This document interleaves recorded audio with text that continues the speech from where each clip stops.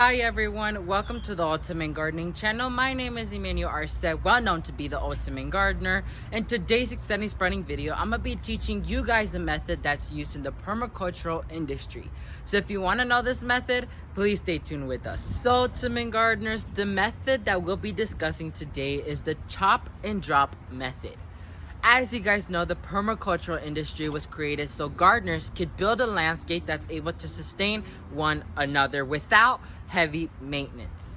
So one of the methods they tend to use in the permacultural industry is the chop and drop method.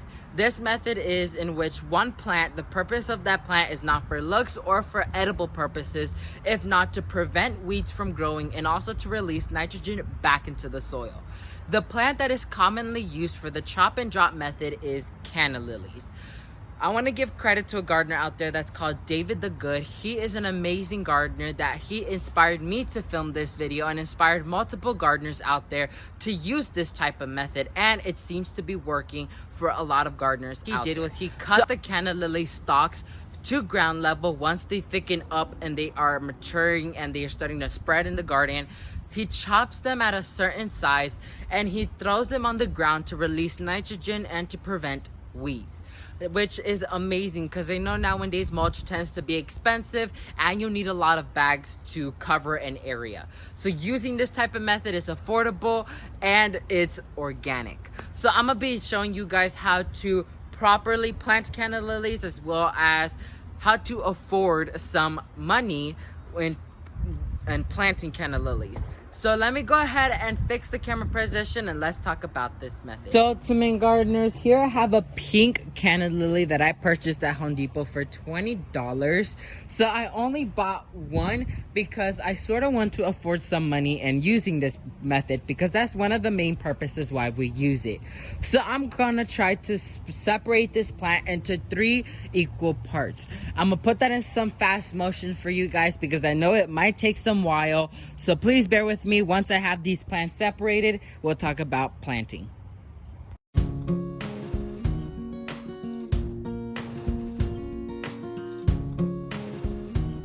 So to main gardeners, I was able to successfully separate this into 3 different plants. I could have honestly done it more, but I sort of want to keep it as a bunch of 2.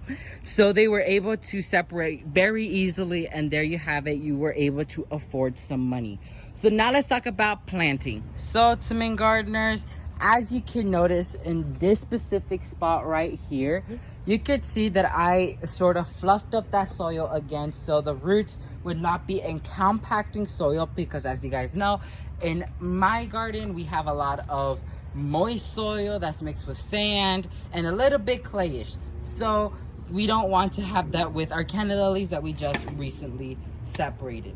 So the thing I'm gonna do is I'm gonna go ahead and apply a bit of cow manure and compost into the hole so we could have some type of refreshment into this area. So like so, I'm just dropping some handfuls into that hole right there. So to main gardeners, now I'm gonna go ahead and mix the fresh soil with the native soil like so.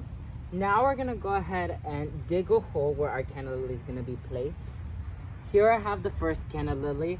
I'm gonna place it down in there, and we're gonna chop dress it back with the soil.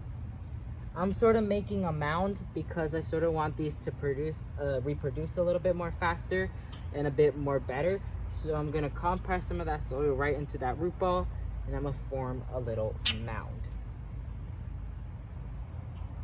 And you're done. Super easy to do. So now let me go ahead and plant the rest of these plants, and now we're going to talk about carrot chips. So to main gardeners, all 3 Canna Lilies have been placed in the ground and they're ready to grow on and live their life in this specific area. I can't wait to show you guys in further detail how to actually use this method, because these plants are way too small for me to chop them right now. I want them to multiply a little bit, and I want them to get a little bit taller so we can use less of the branches. So a few care tips you want to know is you want to keep these cannas well watered and make sure that soil is well draining but moist.